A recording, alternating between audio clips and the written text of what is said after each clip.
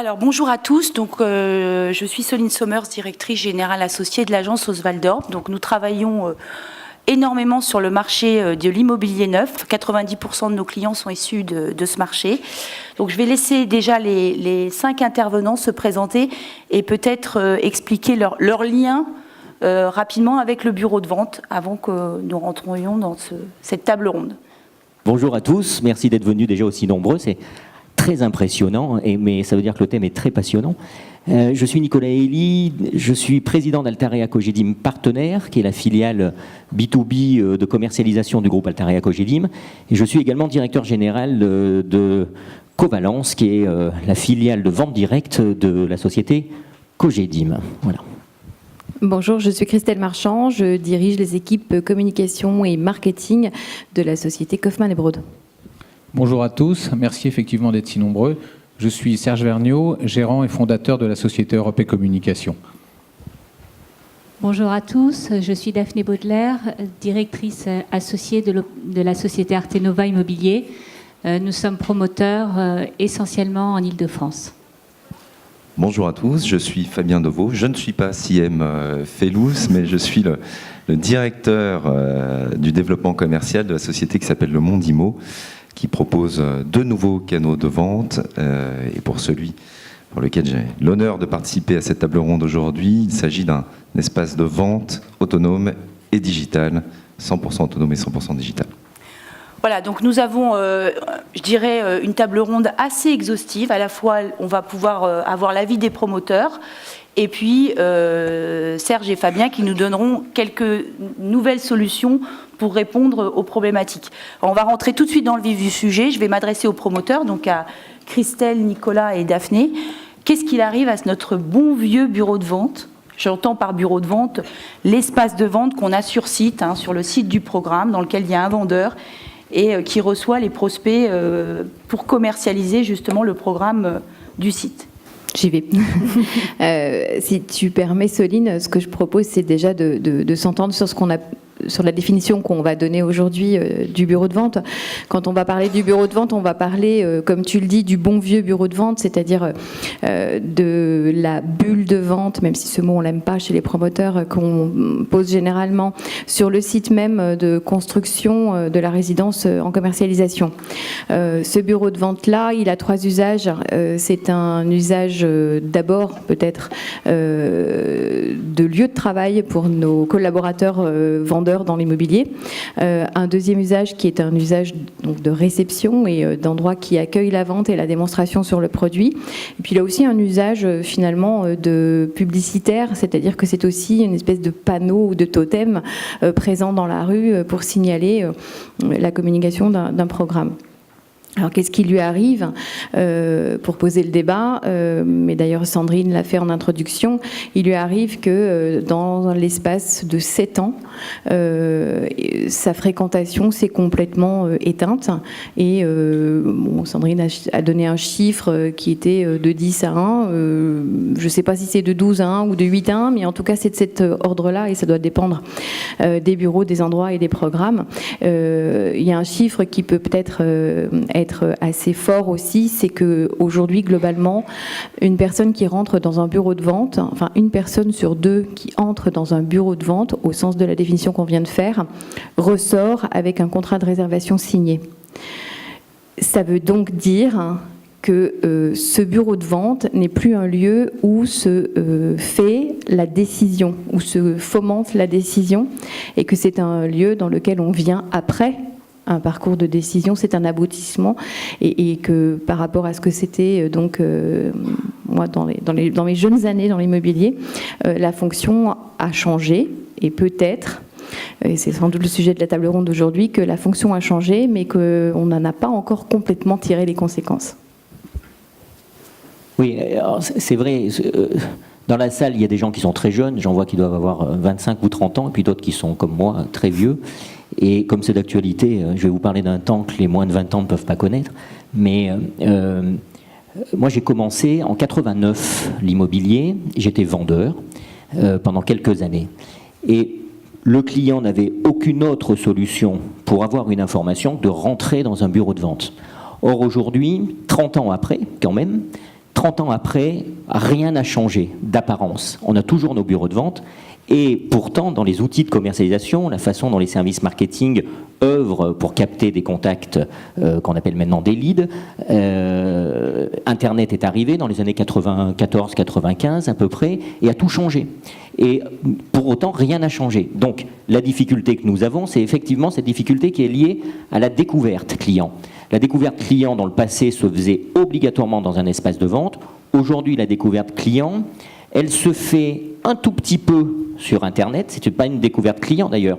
Vous verrez que la différence de la découverte, c'est qu'on est passé sur une découverte client besoin à une découverte sur Internet purement produit. Qu'est-ce qu'on propose aux clients sur Internet ? Tout promoteur que nous sommes, nous proposons nos opérations immobilières.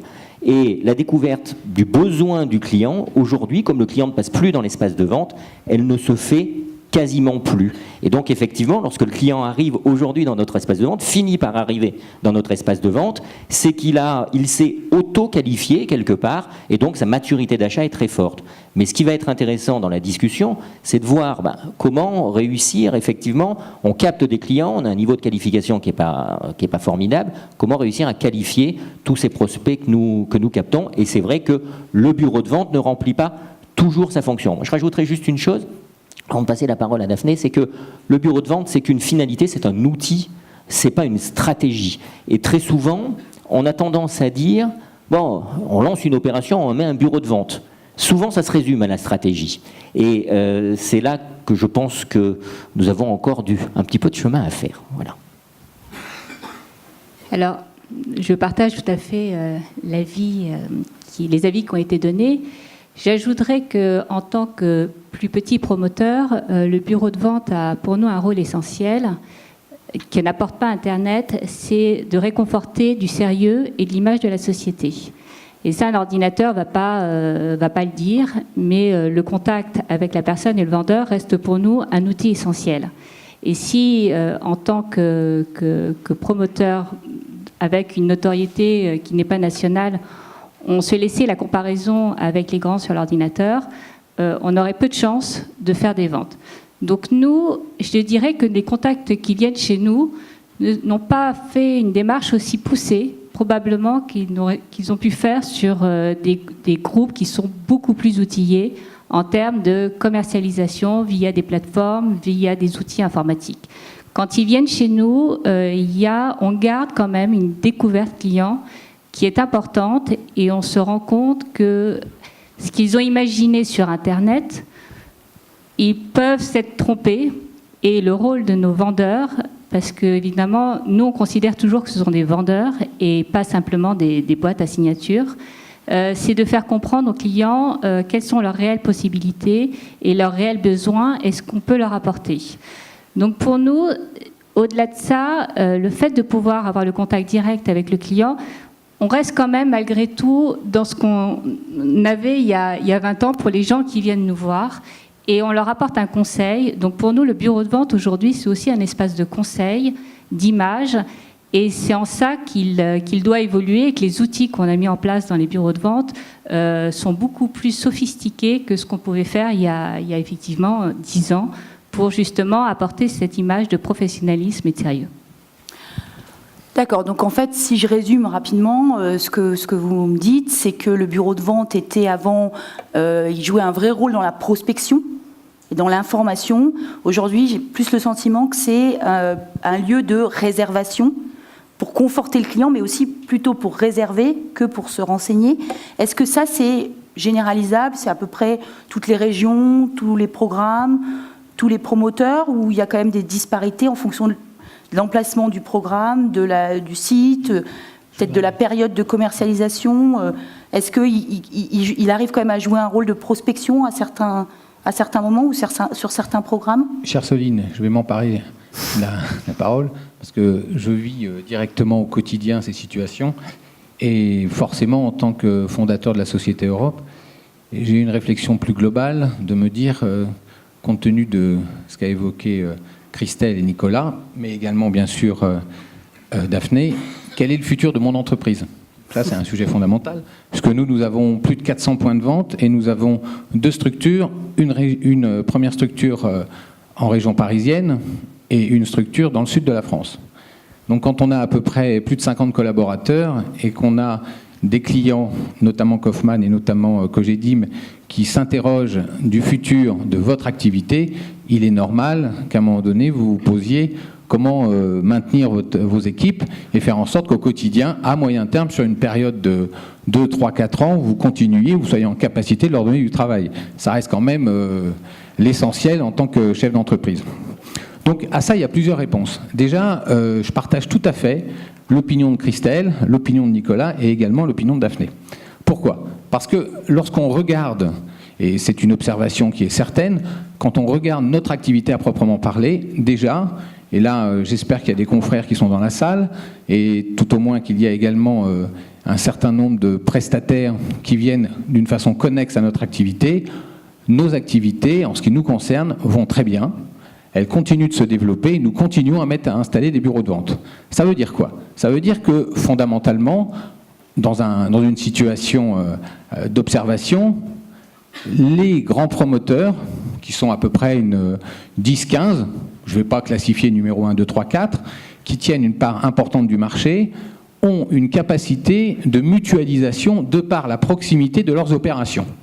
Il va de soi, et ça me semble logique, que de par quand vous avez une opération qui se trouve, ou plusieurs opérations qui se trouvent sur un rayon de 4-5 km, de par les outils technologiques et puis l'arrivée d'Internet, qu'il n'y a pas véritablement d'intérêt, et ça, il ne faut pas se voiler la face quand on est installateur, à mettre un bureau de vente dans chaque ville, quand sur un périmètre de 3-4 km, vous avez plusieurs opérations. Je parle pour des gens forcément de Kaufmann, pour Cogedim, je parle également pour Bouygues Immobilier, je parle pour Nexity, et là, on a une première réponse qui est inéluctable.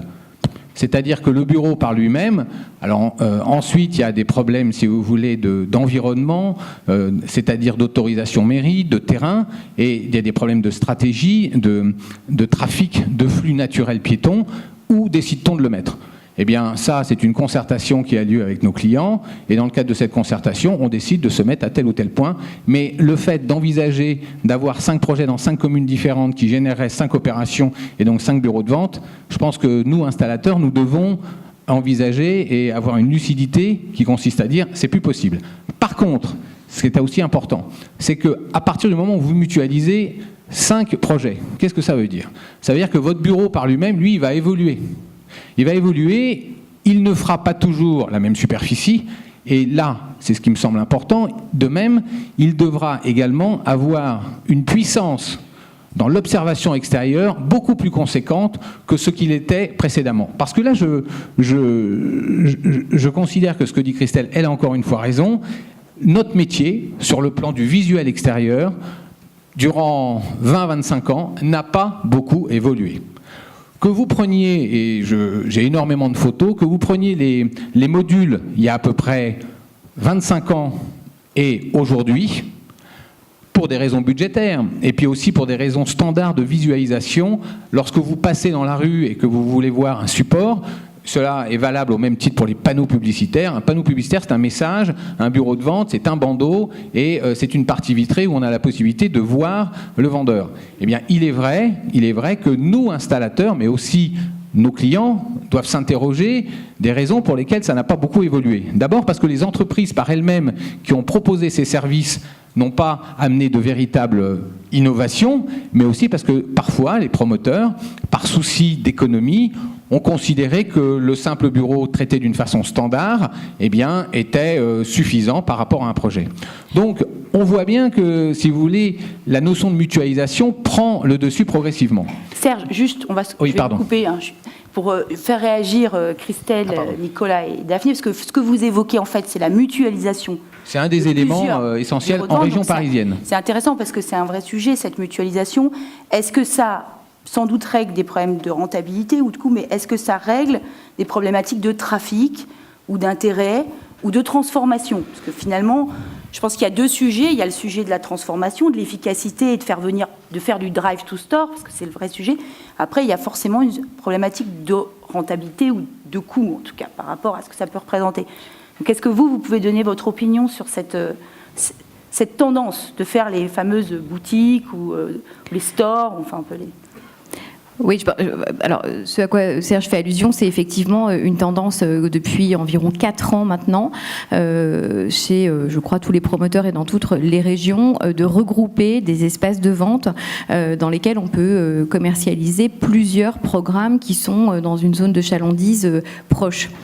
C'est effectivement une tendance qui a été prise par l'ensemble des promoteurs, les boutiques connectées de Nexity, les stores de Cogedim, la boutique avec un cas de Kaufmann. Je suppose que je ne connais pas par cœur toutes les appellations de mes concurrents, mais en tout cas, c'est vraiment une tendance. Cette tendance, elle est légitimée par l'économie, c'est-à-dire que clairement, dans un contexte où, comme on le disait en préambule, de moins en moins de gens fréquentent le bureau de vente avant de venir y décider de signer ou pas, le prix que l'on met dans des bureaux de vente, qui sont, on l'a pas dit, mais c'est peut-être pas une évidence pour tout le monde dans la salle. Le coût de ces bureaux de vente, il est énorme et il grève de manière absolument importante les budgets marketing dans lesquels on travaille. Donc il y a une mutualisation qui est avant tout d'abord économique. La mutualisation, ensuite, on a essayé d'en faire quelque chose de positif, c'est-à-dire que on a essayé tous d'en faire quelque chose qui permette un accueil plus cosy, plus professionnel, avec des outils de meilleure qualité, avec des problématiques liées à l'électricité, le confort des meubles, la chaleur l'été, le chauffage l'hiver, qui sont plus faciles dans des boutiques en dur ou dans des endroits un peu plus pérennes qu'ils ne le sont parfois dans les bureaux de vente que nous vend Serge, par exemple. Donc ça, c'est un premier sujet. Je pense que ça ne s'arrête pas là. C'est-à-dire que l'autre sujet, c'est que dans la question pourquoi on n'a pas forcément réagi très vite sur les bureaux de vente, c'est parce que c'est les lieux où travaillent nos vendeurs. C'est-à-dire que quand on parle du devenir des bureaux de vente, et qu'on dit que peut-être le bureau de vente est appelé à disparaître ou à se transformer, on ne dit pas qu'il n'y aura plus de vendeurs ou qu'on veut se passer des vendeurs. Pas du tout. Et donc, dans l'organisation commerciale d'un promoteur immobilier, que ce soit en petit ou en plus gros, il n'y a pas de bureau pour les vendeurs dans les sièges sociaux. Donc, concrètement, un des freins, il est tout simplement que, finalement, dans l'ongoing, on a besoin de quelqu'un pour vendre, et ce quelqu'un, c'est la moindre des choses, dirais-je, que de pouvoir lui donner un lieu de travail. Donc, c'est sans doute un des sujets. Et juste, est-ce que le métier de vendeur, il a changé justement du coup par rapport à ça? Ce qu'on lui demande de faire dans le bureau de vente, avec cette baisse du trafic, on va dire prospect pur, du coup, comment lui, il a réadapté sa mission? Oui, je reviens une seconde quand même sur ce que dit Christelle. La mutualisation des espaces de vente, c'est pas une solution commerciale. Christelle l'a très bien dit, ça part d'une problématique économique. Comme moi, je suis le type le plus dépensier de la planète, je trouve que le sujet n'est pas là. Et c'est ma conviction. C'est-à-dire, je pense qu'il faut regarder ça justement par le prisme de la vente. Quand on mutualise un espace de vente, qu'est-ce qui se passe sur le terrain ? Il faut savoir que le cerveau humain, il a des travers. Je vais vous en donner 2. Depuis qu'on est né, on apprend à dire non avant de dire oui, et on regarde toujours ce qui ne va pas avant de regarder ce qui va bien. Si vous envoyez un client, ou si le client naturellement va sur un site d'un de nos fonciers, le plus beau soit-il, s'il est seul, s'il n'a pas un niveau d'information conforme au minima à ce qui pourrait augmenter sa maturité d'achat, il repartira avec l'objection, parfois même totalement improbable, mais il repartira avec une objection. Est-ce que la mutualisation des espaces de vente faut rentrer plus de clients dans les espaces de vente mutualisés? Pas du tout. Absolument pas. Que font nos vendeurs ? Nos vendeurs, ils essayent de contacter des leads. Ils essayent d'appeler des gens qui ne nous ont pas forcément laissé de bons numéros de téléphone, et donc ils leur écrivent en leur disant, écoutez, reprenons à tâche, vous nous avez demandé un jour une plaquette et vous avez donc rempli un formulaire, essayons de reprendre contact. Bon, c'est pas ça pour nous le métier de vendeur. Pour nous le métier de vendeur, c'est des gens qui travaillent beaucoup, qui doivent passer de vendeur à expert. Comment on passe de vendeur à expert ? Eh bien, on passe de vendeur à expert à une condition qui n'est pas liée au vendeur, qui est qu'en face de nous, pour être un expert, il faut qu'on puisse répondre à des questions que se pose réellement le client, et il faut donc que le client soit arrivé jusque-là.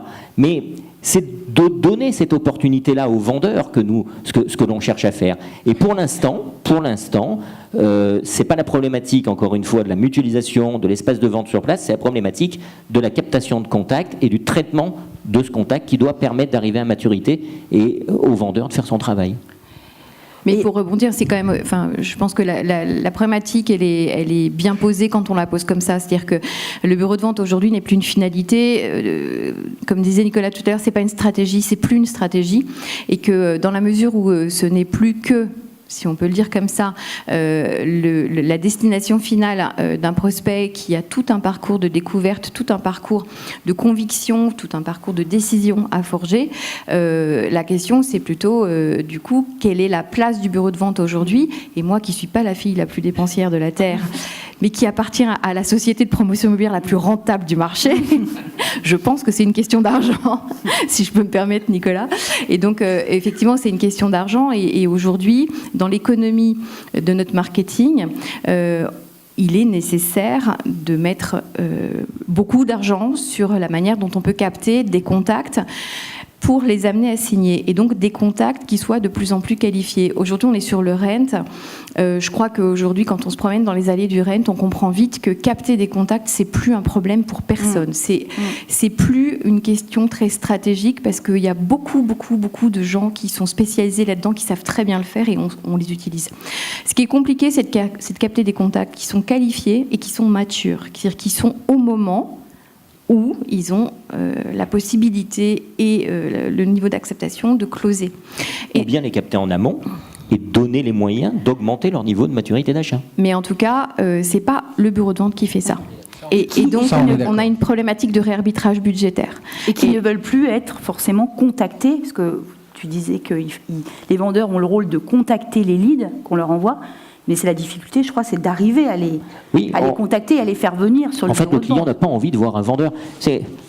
On l'a dit en préambule, le bureau de vente, il y a 20-30 ans, c'était le lieu de captation de contact et c'était le lieu de qualification de contact. Aujourd'hui, la captation de contact, c'est 80% digital. Si je ne dis pas de bêtises, c'est à peu près ça, 80% digital, 90%. Et la qualification de contact, c'est quelque chose, à date, que nous ne savons pas faire. Voilà. C'est-à-dire qu'on laisse le client aller sur Internet, mais on ne peut pas considérer qu'on le qualifie. Donc, il y a effectivement sur le REN des innovations qui vont, je l'espère, nous permettre de le faire et qui vont faire évoluer, y compris nos espaces de vente. Cher Nicolas, je pense qu'on qualifie. Je voudrais dire quelque chose. Le débat est lancé. Excusez-moi, parce que merci. Parce que moi, d'abord, j'ai Daphné à ma gauche. J'aimerais bien qu'elle prenne la parole. Ça me semble important. Parce que, en définitive, vous êtes tous les deux dans les 3-4 premiers promoteurs de France, et vos moyens sont disproportionnés par rapport à ceux de Daphné. C'est pas vrai, Serge. Ou pas. C'est pas vrai, Serge. Ils sont disproportionnés. En termes de budget publicité par opération, c'est l'inverse. C'est l'inverse. La mutualisation fait qu'on a plus de budget, mais par opération, c'est pas vrai. Non, mais nous qui travaillons avec tous les promoteurs, c'est pas... Sans polémique, et là-dessus, je vous assure que nous, ce que nous vivons, c'est sans commune mesure quand vous travaillez pour une société comme Bouygues Immobilier, comme Kaufmann, comme Cogedim ou Nexity. C'est sans commune mesure que lorsque vous travaillez avec Daphné. Daphné n'est pas une cliente, mais la dimension de son entreprise, eh bien, elle a beaucoup de mérite parce qu'elle travaille au quotidien pour la développer, je l'en félicite, mais elle se trouve dans un cas complètement identique à plein de promoteurs eh bien, de sa taille.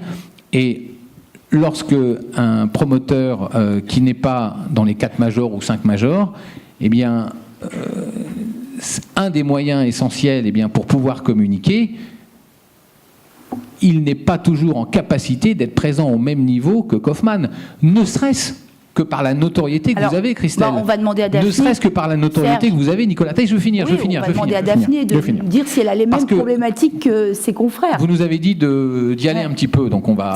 Hein, parce qu'il faut pas qu'on s'endorme. Non, ce que je veux dire, Soline, c'est que lorsque on voit les budgets qui peuvent être dépensés dans certaines opérations, associés à la notoriété qu'a une société comme Kaufmann et Broad, eh bien, il y a un effet levier qui est beaucoup plus conséquent, si unitairement, le budget alloué à l'opération pourrait être identique. Ce qui fait que Daphné, elle peut être amenée Voilà, ok, à communiquer d'une façon, peut-être plus classique. Allez-y, Alors, Daphné, je vous prie dans- d'excuser. Il ne travaille Oui, pas parce avec vous, qu'en mais il vous plus, connaît bien. Hein. Il y a deux notions, je pense qu'il ne faut pas mélanger les deux notions, et je pense que Christelle et Nicolas ont bien séparé la partie financière de la partie transformation. Je pense que c'est deux objectifs différents qui sont, je pense, importants. Après, à Daphné de réagir sur est-ce que tu constates aussi une baisse de trafic sur les bureaux de vente et un problématique pour faire venir plus de monde par rapport à ce qu'il y avait avant. Alors, moi, effectivement, je constate une baisse du trafic sur les bureaux de vente, ça c'est évident. Maintenant, et ça où la notion d'image et la notion de notoriété est importante, c'est-à-dire que nous avons tenté de commercialiser une petite opération bien située à Saint-Maur sans bureau de vente, puisque nous n'avions pas la possibilité d'installer un bureau de vente. Donc en ne faisant que de la communication Internet et de la reprise de contact par le vendeur avec envoi rendez-vous sur place chez les clients pour les informer, qui semble être un nouveau mode de commercialisation, un peu vente de vous. Et on a eu beaucoup de difficultés à vendre cette opération tant que nous n'avions pas construit et été en mesure de faire visiter les appartements qui, là, se sont très bien vendus, comme de la vente achevée, comme si on était une agence immobilière. Donc, la problématique pour nous, c'est là où j'en reviens sur la notion de bureau de vente, c'est que quand on ne s'appelle pas effectivement Cogedim ou Kaufmann et Broad, puisqu'ils sont là, c'est très difficile et très important pour nous d'avoir un lieu de réconfort, de réassurer sur le fait qu'on a tous les labels, qu'on a des bureaux de contrôle, qu'on a les financements bancaires. Et sinon, le meilleur endroit et la meilleure possibilité, c'est le contact humain sur place. Mais sur nos pardon de te opérations. couper, Daphné, mais je pense que ce qu'on dit avec Nicolas, c'est pas du tout contraire avec ce que tu viens de dire, parce que en fait, le fait qu'il faille à un moment donné du réconfort, de la réassurance vis-à-vis du particulier par un vendeur, je pense qu'on est tous d'accord pour dire que c'est indispensable. Moi, je pense pas du tout qu'on en soit à acheter un appartement sur Internet en payant avec sa carte bleue et en se rendant rendez-vous chez le notaire. Et ce qu'on dit, en revanche, c'est qu'aujourd'hui, dans nos économies, le fait que pour ce faire, on consacre un budget d'un bureau de vente par opération, c'est plus en phase avec le fait que le bureau de vente n'ait que ce rôle-là ou quasiment plus que ce rôle-là. Oui, puis je crois qu'il y a Mais bien une sûr que dans aussi. toutes les tentatives qui sont faites, dont on va peut-être parler, qui sont autres qu'un bureau de vente classique, il reste et un moment et un lieu où on rencontre le client et où je dirais où on rencontre le produit aussi. Et c'est à travers les outils particulièrement vrai de présentation. pour les programmes avec des produits où on va viser l'accession à la propriété. Parce que pour moi, il y a quand même C'est vrai. il y a pas la même problématique avec une clientèle investisseur qui va faire un investissement de la pierre papier, où il va acheter un emplacement, un rendement locatif et une défiscalisation, par rapport à des produits qui sont développés pour l'accession à la propriété. Et donc, c'est vrai que là, la démarche de réconfort n'est pas forcément la même, puisque ça va être là où, effectivement... Mais ce qui est quand même intéressant, on parle beaucoup de nous, mais que veut le client ? C'est quand même la première des questions. Regardez dans les centres commerciaux les évolutions majeures qu'il peut y avoir. On est aujourd'hui, quand vous allez dans un centre commercial, beaucoup maintenant en France ont des cabines d'essayage numérique, digital, parce qu'on ne veut pas avoir affaire à un vendeur. On veut d'abord voir si cette robe, elle me va, je me mets devant une vitre, est-ce qu'elle me va, etc. Nous, on en est, excusez-moi, au Moyen-Âge. Par rapport aux besoins du client. Alors, c'est vrai que l'achat immobilier, c'est toute la difficulté de l'achat immobilier qui est quand même très engageant. Quand tu achètes une robe, très c'est pas la même anxiogène. chose que quand tu J'en achètes achète un train de ta rarement, vie. mais, Peut-être qu'on va demander à Fabien Pareil. qui est là et qui écoute attentivement. Oui, non, mais Qui peut peut-être apporter sa contribution dans sa réflexion. Je bois vos paroles, parce qu'effectivement, tout le monde a raison. Tout le monde a raison. Aujourd'hui, le bureau de vente, la question se pose. Est-ce que la systémisation des bureaux de vente sur toutes les opérations, c'est une solution ? Non. Est-ce que le fait de ne pas mettre de bureau de vente et de tenter d'autres solutions est une solution idéale ? Non plus. Mais il y a quelque chose dont on n'a pas beaucoup parlé, si vous me permettez, jusqu'à présent, c'est l'évolution du parcours d'achat du client qui a eu lieu ces dernières années avec l'arrivée d'Internet et qui a changé effectivement le rôle du bureau de vente aujourd'hui. Aujourd'hui, le client, vous l'avez dit tout à l'heure, arrive en bureau de vente, il est surinformé, il a pris des informations sur Internet, il est au courant des grilles de prix, il a fait toute une démarche, il a comparé, il a fait plein de choses. Et quand il n'y a pas de présence, et de l'autre côté, quand il n'y a pas de présence sur un terrain, le client se rend sur le terrain. Même un investisseur, beaucoup d'investisseurs, quand il a mis 400 000 euros, il veut voir le terrain, il veut voir le foncier. S'il n'est pas accompagné, comme le disait très justement Nicolas, il va retenir que les points négatifs, il ne sera pas accompagné. Donc la présence d'un vendeur dans l'acte d'achat restera et sera toujours indispensable. Quand il n'y a pas de bureau de vente sur une opération, on va mettre en place une communication qui va aujourd'hui renvoyer sur le site internet du promoteur. Le site internet, c'est là d'où vient le client. Donc, alors je ne sais pas si vous souhaitez que je présente aujourd'hui, maintenant, la solution qu'on a imaginée, qu'on a mis en place et pour laquelle on a beaucoup réfléchi. Ce que je propose, c'est que vous fassiez un rapide teasing, parce que je crois que vous avez un stand sur lequel les gens pourront venir, donc ça c'est bien. Oui. Donc, dire en fait plutôt quel est l'objectif de cet espace et rapidement. Alors l'objectif de cet espace, c'est justement de capter du contact et de qualifier du contact. On voit qu'aujourd'hui, c'est vraiment le nerf de la guerre. On a 10 fois plus de contacts, de leads qu'avant, et on a moins de trafic sur les bureaux de vente. Ça veut dire qu'il y a un manque. Il y a un manque entre les deux, entre la captation de leads et la qualification. L'espace digital, dont je vais vous donner rapidement les trois principales caractéristiques, mais permet de capter le lead et de le qualifier. C'est vraiment ça le plus important pour pouvoir donner aux vendeurs la possibilité de passer, effectivement, de conseiller à expert et de répondre aux besoins du client en termes de parcours d'achat.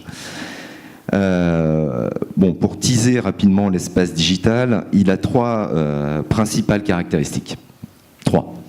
La première, c'est qu'il est 100% autonome et digital, qui fonctionne 7 jours sur 7 et 24 heures sur 24. Qu'est-ce que ça veut dire ? Ça veut dire qu'on s'adapte au client et que le client va pouvoir venir se renseigner dans son espace digital en dehors de ses heures de travail et en dehors des heures de travail des commerciaux d'ailleurs, c'est-à-dire quand il est disponible. La deuxième caractéristique, c'est que c'est un espace qui est mobile et transportable. Ce qu'on a voulu imaginer, c'est quelque chose qui puisse facilement s'adapter à la stratégie commerciale du promoteur. Ce que ne permet pas aujourd'hui un espace de vente qui, par définition, est effectivement assez difficile à transporter. La troisième caractéristique, c'est que, on parlait de totem de communication tout à l'heure, là, le promoteur a la possibilité à distance de gérer sa communication extérieure. Vous allez voir, je vous invite à venir découvrir l'espace digital tout à l'heure, mais par un jeu d'écran et beaucoup de choses, il va pouvoir gérer sa communication à l'extérieur et à l'intérieur de l'espace digital. Puisque l'espace digital, il y a aussi une chose qui est très importante, il est multiprogramme. Et ça, c'est stratégique pour la promotion. C'est qu'aujourd'hui, on fait venir un client dans un espace de vente qui ne propose qu'un programme. Et vous parliez de la mutualisation, c'est effectivement très intéressant, dans la mesure où comment on peut faire venir un client sur un espace de vente qui ne proposait qu'un programme, alors que son besoin est peut-être ailleurs et peut-être juste à côté, et peut-être en termes d'investissement, de géographie, que sais-je, beaucoup de choses. Mais il va falloir, dans cet espace de vente, qu'il puisse découvrir, qu'il puisse partir de son besoin et non pas partir du produit. Et c'est ce qu'on a mis en place. On a travaillé sur un moteur de recherche et toute une expérience client qui va vivre, que je ne vais pas vous décrire ici, mais là, que je vous invite encore une fois à venir voir. Mais il va partir de son besoin et savoir quelles sont ses attentes, et il va pouvoir découvrir des programmes en fait. Donc en fait, Moi, je vais me permettre de couper cette page de publicité, parce que, voilà. Mais pour dire que finalement, ce qui est intéressant dans la proposition que fait Fabien aujourd'hui, et pour être clair et un peu plus agrandir le débat, ce qu'on voit sur Rennes cette année, c'est que la problématique de l'espace de vente, elle est travaillée par plusieurs prestataires qui s'y sont intéressés, des prestataires classiques du bureau de vente, Serge en fait partie, il en dira peut-être un mot, des gens comme PIC 92 qui ont aussi réfléchi à de nouveaux dispositifs qui mixent c'est-à-dire en fait ce dont on ne peut pas se départir quand on vend de l'immobilier, c'est-à-dire le besoin d'être présent à un moment donné sur un site physique pour le marquer, parce qu'on fait un métier qui s'appelle la VFA, la vente en l'état futur d'achèvement, et qu'on est des magiciens qui passons notre vie à vendre des choses qui n'existent pas encore, et parfois qui n'existeront jamais. Donc c'est comment on arrive à matérialiser sur ce qui est un foncier, ce qui est un terrain ou un immeuble à démolir, ce qu'il y aura dans le futur, et en même temps qui permet d'accueillir des clients qui sont soit très très matures parce qu'ils ont déjà fait leur parcours d'achat, soit finalement pas intéressés par ce programme-là, mais que l'on va vouloir éventuellement emmener vers d'autres programmes. Donc c'est vrai que c'est la quadrature du cercle, parce qu'il faut être présent sur le site, mais il faut ne pas être que ça coûte pas cher, il faut pouvoir présenter ce programme-là, mais plein d'autres. C'est vrai que c'est la quadrature du cercle. Et les réponses qui sont faites aujourd'hui, il y a celles qui sont apportées aujourd'hui par notamment certains exposants sur Rennes, celles qui ont été tentées par les promoteurs que nous sommes, elles sont finalement de trois natures aujourd'hui. C'est pas de bureau de vente du tout. Donc c'est comment Daphné parlait. Voilà, donc c'est comment on change la manière de travailler de nos vendeurs pour qu'ils puissent être des vendeurs à distance et pour qu'ils puissent avoir un point de rencontre avec leurs clients qui reste important et fondateur, mais ailleurs que sur le site, soit dans nos sièges sociaux, soit dans nos points de vente mutualisés dont on parlait tout à l'heure, soit ailleurs, sur le lieu de travail ou sur le domicile du client, par exemple. Ça, ce sont des tentatives qui sont faites, qui ont plus ou moins de succès, mais les ventes debout dans nos maisons d'immobilier deviennent importantes et existent, et donc c'est sans doute un canal. Le deuxième canal, c'est le bureau de vente éphémère, c'est-à-dire le bureau de vente qui coûte moins cher, qui peut être déplacé facilement, qu'on laisse pas longtemps, mais qui permet quand même, à un moment donné, d'envoyer un signal sur une zone de chalandise pour dire ici prochainement, le fameux ici prochainement de l'immobilier. Donc ça, c'est des choses plus compactes, moins pérennes, ou pérennes mais multi-localisation. Et voilà, donc elles revêtent des formes diverses et variées. Et les outils sur lesquels vous travaillez, messieurs, et certains d'autres que vous, rejoignent un peu cette idée. Et puis, la dernière solution, ou la première dont on a parlé, c'est la mutualisation à l'extrême, c'est-à-dire des bureaux de vente qui sont non pas des boutiques ou des stores, mais des BV dans lesquels on vend 3 à 4 programmes. Voilà. Donc, si je résume, on cherche des structures plus légères, plus agiles, qui restent peut-être moins longtemps, où le contact, quand même, vous êtes tous d'accord, que ce soit Daphné, Christelle ou Nicolas, pour dire que le vendeur reste à un moment donné un élément essentiel. Donc, on peut dire qu'aujourd'hui, la vente 100% en ligne, pas encore forcément, en tout cas généralisable, peut-être uniquement pour certains cas. Moi, je crois que c'est pas... On pose mal le sujet quand on le pose comme ça. Je pense qu'en fait, aujourd'hui, on a d'un côté énormément de contacts qui sont générés par tous les dispositifs extrêmement intelligents et judicieux qui sont à notre disposition. Et puis de l'autre côté, on a un programme avec 80 lots à vendre et un vendeur qui le vend. Et c'est entre les deux que ça se passe. C'est-à-dire que la vraie problématique aujourd'hui, c'est comment on réinvente notre modèle commercial. Et je vais encore parler d'argent et dire qu'on cherche des économies, mais c'est terrible. Mais la vraie problématique, je pense, à laquelle il faut qu'on se confronte, et de là viendra peut-être des solutions terre à terre, c'est la question de la réorganisation commerciale et de nos frais commerciaux. Est-ce qu'aujourd'hui, un vendeur qui, finalement, dont le rôle est réduit pas par manque de talent, mais parce que le consommateur a changé, à closer une vente, c'est-à-dire à faire une pédagogie de fin de parcours de décision et à faire remplir un dossier de réservation avec toute la pédagogie qui l'entoure. Est-ce qu'on doit le payer de la même manière? Est-ce qu'on doit organiser le parcours du client vers lui de la même manière qu'il y a 10 ans, comme on le faisait il y a 10 ans, quand son rôle était un rôle de pédagogie avec un système de R1, R2, R3 ou R0, R1, R2 selon les écoles. Oui. Voilà, c'est vraisemblablement ce modèle-là. Et ce dont on parle ce matin, finalement, c'est la face émergée de cette problématique-là. Et en tout cas, nous, l'agence, puisqu'on voit beaucoup de promoteurs, et on a beaucoup de clients et de tailles différentes, on sent vraiment que ces dernières années, là où on nous demandait du lead, il y a encore 2-3 ans, on nous demandait du lead. Aujourd'hui, on nous demande de mettre en place des moyens qui transforment et qui font maturer ce lead pour arriver à être au plus proche de la signature. En tout cas, c'est vraiment l'enjeu, c'est un peu ce que vous disiez à un moment, finalement, cette maturation du lead et d'arriver à gérer tous ces contacts qu'on a en base. Soline, moi je voulais poser une question à Fabien. C'est qu'il a évoqué quelque chose de très intéressant. Il a parlé d'une forme de bureau de vente ou d'outils qui était autonome et complètement digitalisé. Alors, je me permets de t'interpeller. La Société Europe travaille depuis très longtemps, quand je dis très longtemps, c'est 4-5 ans, sur un système autonome de bureau de vente.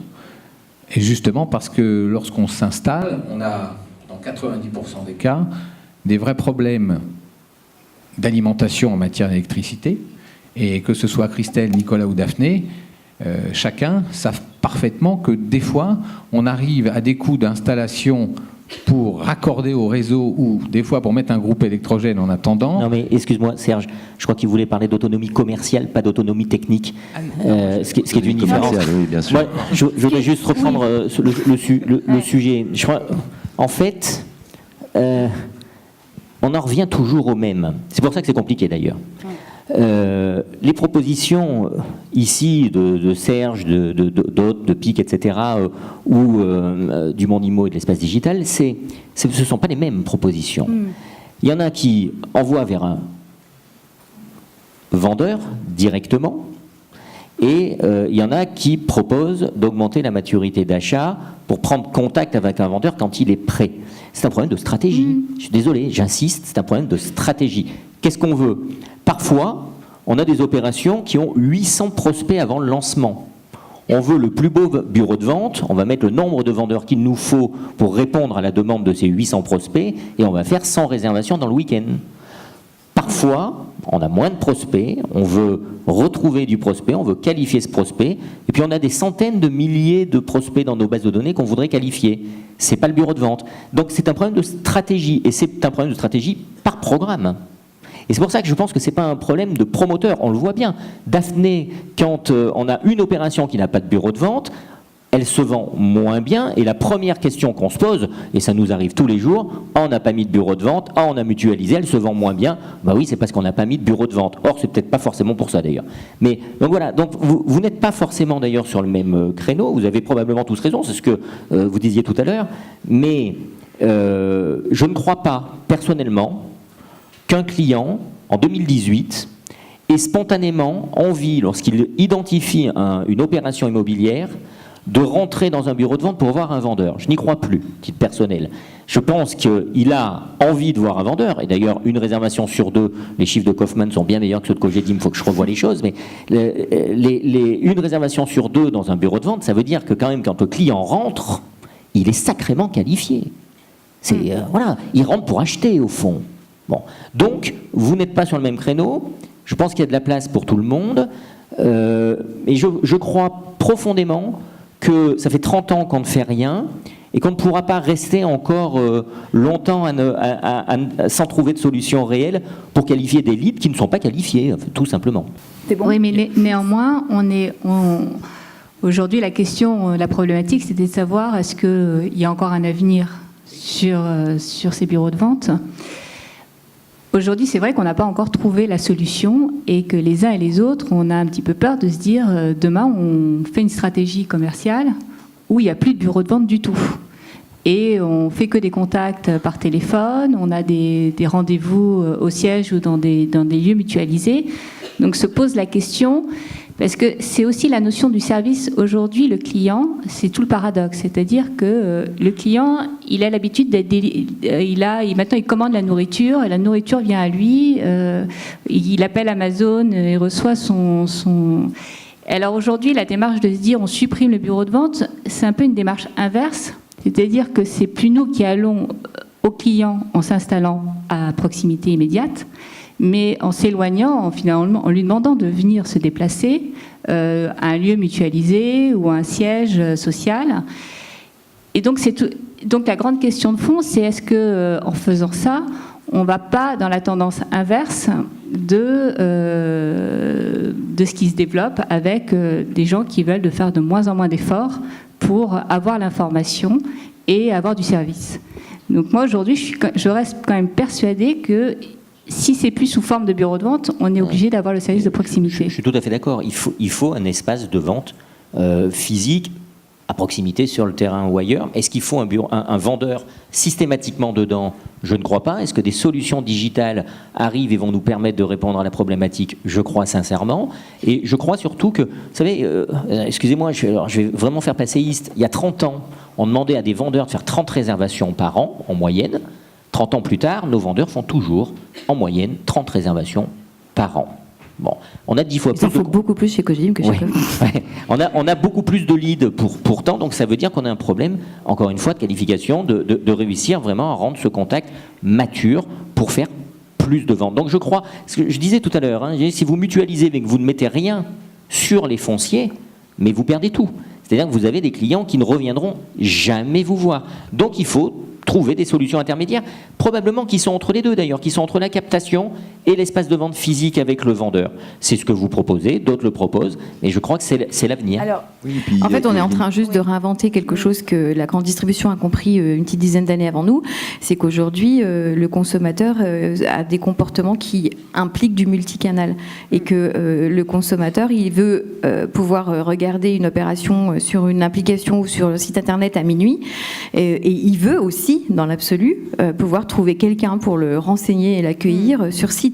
La question, c'est est-ce qu'on peut tout lui donner au consommateur et en tout cas, comment on peut tout lui donner? Est-ce qu'on peut tous payer? Alors, avant de conclure, puisqu'on arrive à la fin, je voulais savoir, puisque c'est un débat, donc on va faire rentrer l'audience dans le débat. Est-ce que certains d'entre vous ont des questions pour nos intervenants avant qu'on conclue? Est-ce que vous avez des questions ou est-ce que vous avez des remarques ou des choses à apporter sur ce sujet, monsieur? Non, je vais essayer de parler fort. Je vais faire le test.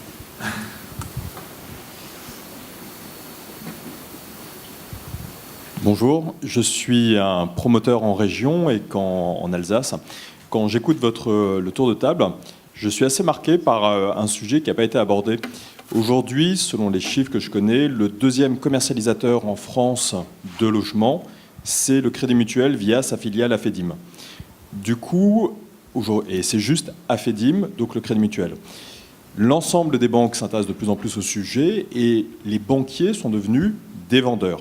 Donc pour moi, la question sur la bulle de vente, c'est est-ce que, quelque part, la problématique que nous rencontrons dans les bulles de vente, qui est vrai aussi en région, est-ce que ce n'est pas lié surtout au fait qu'on a une évaporation d'une grosse partie de nos ventes qui sont prises par des réseaux? Et du coup, est-ce que les bulles de vente, la stratégie bulle de vente ne devrait pas être essayer de trouver une solution pour récupérer ces clients et ces honoraires, du coup, qui disparaissent? Vous êtes en Alsace, hein? Oui, alors donc particulièrement impacté, encore plus que les autres pour Afedim, qui a son siège social à Strasbourg. Alors effectivement, le poids des partenariats, qu'ils soient bancaires ou autres, parce que les banques, pour information, le poids des banques sur le volume national des ventes intermédiaires de partenaires représente 40%. Donc sur 60% des ventes intermédiaires qui se font au travers des CGP, vendeurs d'immobilier. Bien pire, vendeurs immobiliers, excusez-moi, il y en a plein dans la salle, à qui nous confions nous-mêmes nos opérations pour qu'ils les commercialisent en prenant des contacts. Donc voilà. Les banques, effectivement, captent du contact à la source. Afedim fait 10 000 ventes par an, 30 000 quand on prend l'ancien. Le groupe, c'est absolument colossal. C'est-à-dire que nous, on fait à peu près 10 000 ventes aussi par an, ils en font autant que nous. Bon. Est-ce que ça joue vraiment sur l'impact de nos bureaux de vente? Pas du tout en réalité, parce que la stratégie des promoteurs est quand même, Christelle en a beaucoup parlé, de diminuer nos coûts de commercialisation. Le premier coût de commercialisation, c'est l'intermédiation. En moyenne, Afedim est à 5%, mais la moyenne du marché est plutôt entre 6 et 7%. Bon. Donc ça veut dire que ce que nous souhaitons, promoteurs, qu'il s'agisse de petits promoteurs locaux, de moyens régionaux ou de grands nationaux, c'est augmenter le volume de la vente directe. Et puis, pourquoi on veut augmenter le volume de la vente directe? Parce qu'on maîtrise notre client. L'intermédiation est merveilleuse, environ 50% des ventes des promoteurs. Hein. Merveilleux, parce que ça nous fait faire du volume, du business, mais on ne maîtrise pas le client. Et la loi Hoguet dit même que le client ne nous appartient pas, il appartient aux partenaires. Donc une société, quelle que soit son activité, qui n'a pas la maîtrise de sa commercialisation et qui n'a pas la maîtrise du client final est une société à risque. Voilà. Et donc tous les promoteurs, ce que nous cherchons à faire, c'est augmenter le volume de la vente directe. Donc c'est pour ça que ça n'a pas vraiment d'impact. L'impact à la rigueur, ça pourrait en avoir un, c'est le confort que ça procure.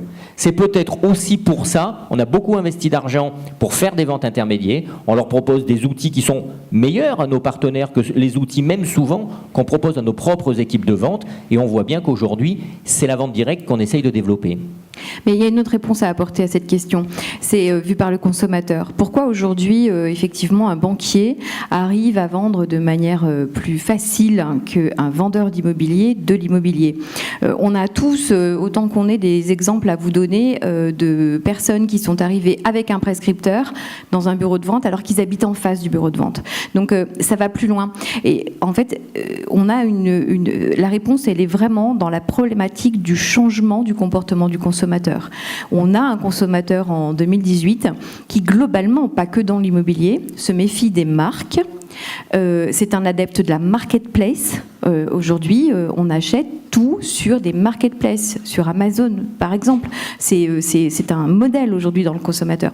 Donc aujourd'hui, quelqu'un qui veut faire un investissement immobilier en particulier va avoir à cœur d'avoir le choix de ne pas se sentir prisonnier de la marque et de son vendeur. Et ça, c'est très compliqué de lutter. Alors quand on est vendeur dans l'immobilier, c'est difficile de l'entendre et de le comprendre parce que, voilà, mais c'est une réalité marché qui n'est pas propre à notre secteur. Oui, et ce que tu disais, Nicolas, c'est qu'il faut que nos vendeurs soient considérés comme des experts. Comme des experts, mais vous savez, je parlais de découverte tout à l'heure. Un conseiller Afedim ou un conseiller en gestion de patrimoine, la première chose qu'il fait, c'est un rendez-vous de découverte. Il a l'opportunité de le faire, ce qu'on ne propose pas aujourd'hui à nos vendeurs. Et sans découverte, la vente est difficile. C'est la première étape. C'est la plus importante. Voilà. Est-ce qu'il y a d'autres questions ou interventions sur l'espace de vente? Est-ce qu'on va devoir conclure? Je ne vois pas. Ah, si, monsieur. Il y a monsieur également.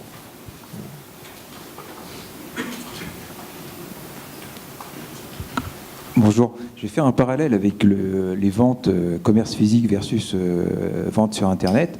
Aujourd'hui, les distributeurs cherchent à réinventer le lieu de vente, c'est-à-dire faire en sorte que le consommateur vienne physiquement sur le lieu de vente pour créer du passage, du flux. Et à côté de ça, j'ai vu John Saint-Glassal, c'est sur du tertiaire, ils ont créé une salle immersive qui leur permet de faire venir le locataire potentiel et lui permettre de gagner du temps finalement. Parce qu'en proposant tout de suite une offre et tout de suite toutes les réponses qui vont autour pour pouvoir la concrétiser en un achat, quoi. Alors est-ce que vous avez pensé à ce genre de démarche pour les bulles de vente? Je vais répondre. Nous, Société Europe, effectivement, la notion de salle immersive, c'est un sujet sur lequel on travaille. Du reste, on a réalisé notre première salle immersive au mois de juin de cette année pour le compte de la société Nexity.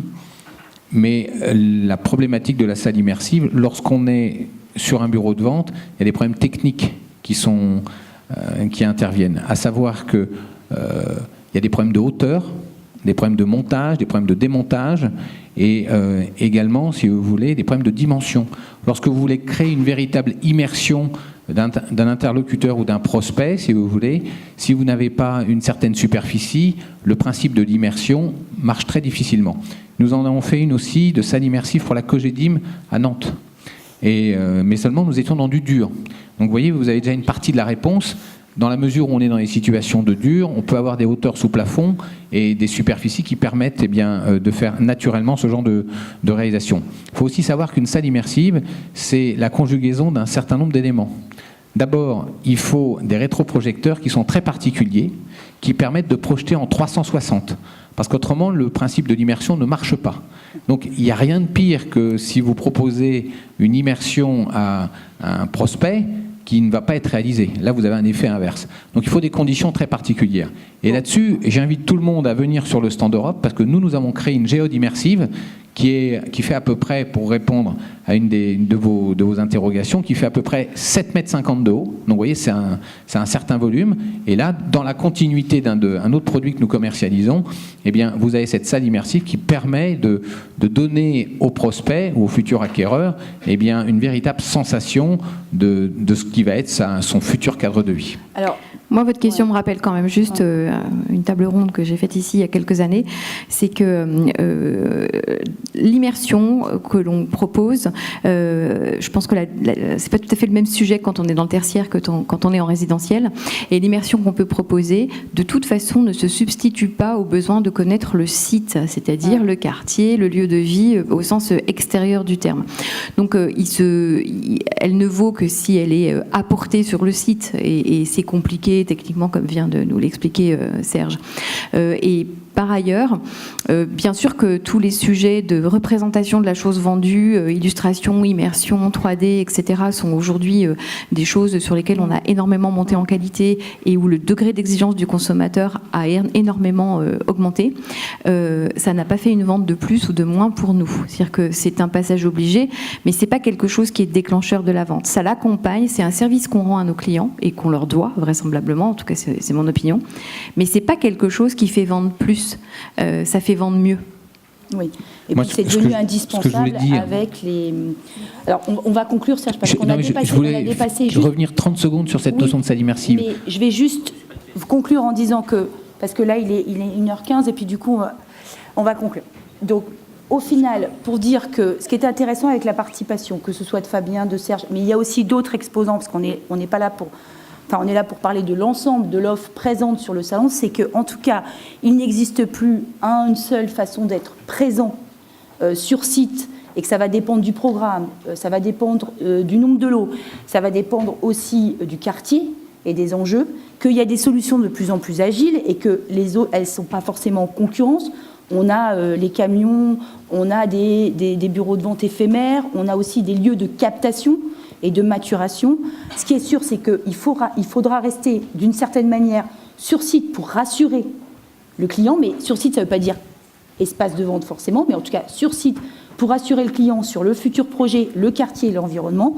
Et je crois qu'il y a un enjeu, et nous, en tout cas, à l'agence Oswald, on travaille beaucoup dessus, c'est la maturation et le travail de nos bases de données. Parce que ça fait plusieurs années que vous, promoteurs, vous générez des bases de données, vous dépensez beaucoup d'argent pour ça, et aujourd'hui, il faut les faire vivre, il faut les faire maturer, il faut les transformer, peut-être pour augmenter aussi le trafic derrière. Parce que c'est ce gap entre les leads et les espaces de vente qui va devenir l'enjeu et un vrai intérêt pour nous tous dans les prochaines années. Est-ce que j'ai bien résumé nos enjeux à chacun, et est-ce que tout le monde se retrouve dans cette conclusion ? C'était parfait, Soline. Merci beaucoup. Merci beaucoup, merci à vous.